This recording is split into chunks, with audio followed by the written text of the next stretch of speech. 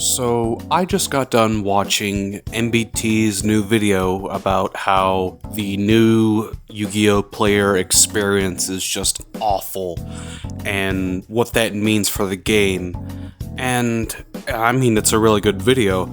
It got me thinking about, how I started playing Yu-Gi-Oh! I personally started playing Yu-Gi-Oh! Through Yu-Gi-Oh! Duel Links.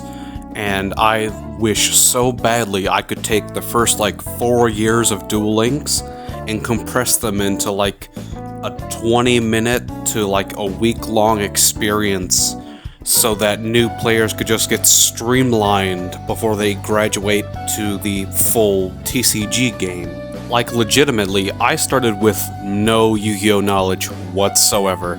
Me and my 3 best friends in school, we all got it after one of our friends had suggested it to me, and I loved it so much that I actually got my first smartphone just so I could play it more. And of course, Duel Links is a little bit of a different format with 3 zones and skill cards and whatever, and a much more curated card pool than what we have in the TCG with over 10,000 cards. But it was the perfect learning grounds.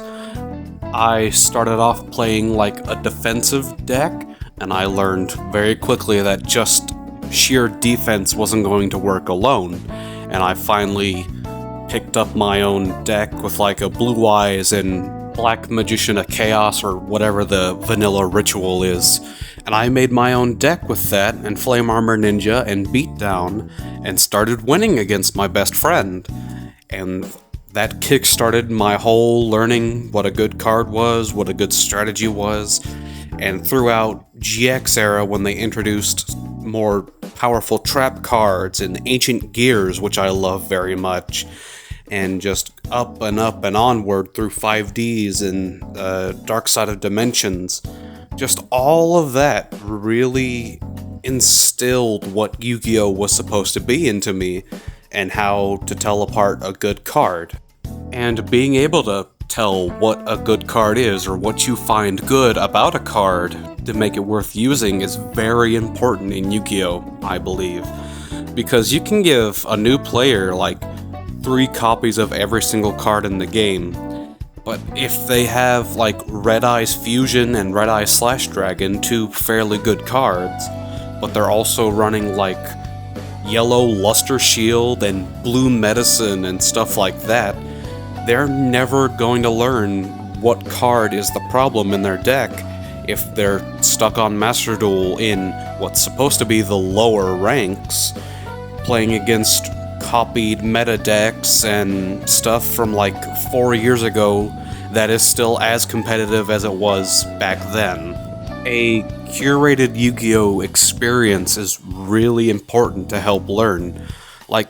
Even whenever me and my friends were in high school playing Duel Links, I went and bought physical cards so that we could have duels without having to get on Duel Links, because for some reason it wasn't working on the school's Wi-Fi sometimes.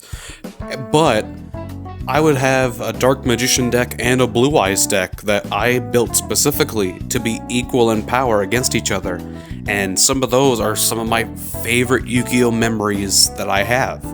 Eventually, I got my own Ancient Gear cards. I remember it was one of the Legendary Duelists pack that had the Pegasus cards and Ancient Gear cards, and I really wanted to build an Ancient Gear deck because of Duel Links.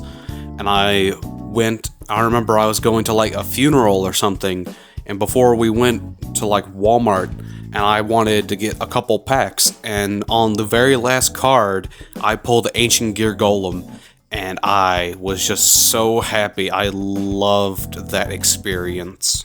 Of course, I was a kid in high school who didn't have any job or whatever, so I didn't have loads of money to spend on decks and whatever. I didn't even know about card sleeves and deck boxes and whatever until I went to my local card shop, where some guys welcomed me in, and those are some of my great friends that I absolutely still play Yu-Gi-Oh! With today. They gave me sleeves and a deck box for my unsleeved Ancient Gear deck I had in a Ziploc bag, and eventually I started coming more and more to the shop, and they would give me new cards and other stuff that I could put in my deck.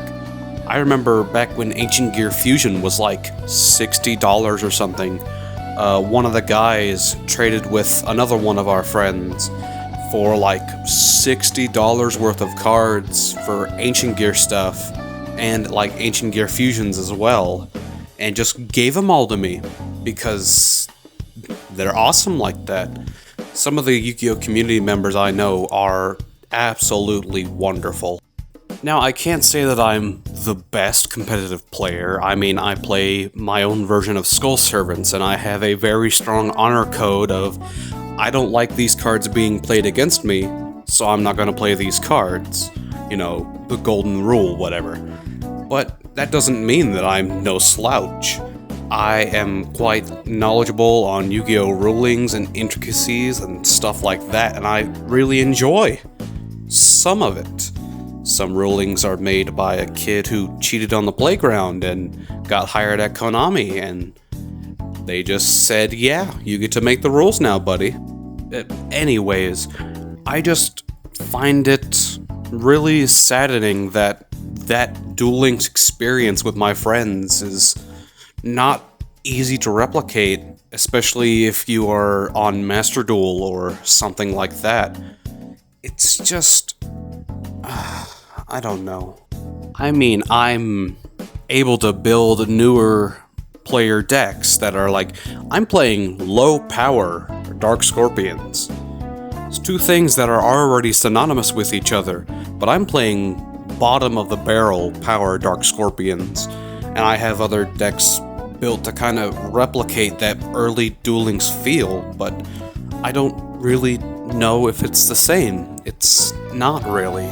Even though I really appreciate my friends that got me into more physical TCG stuff at the card shop, and my high school friends for playing Duel Links with me, I don't really know if new players are up to that.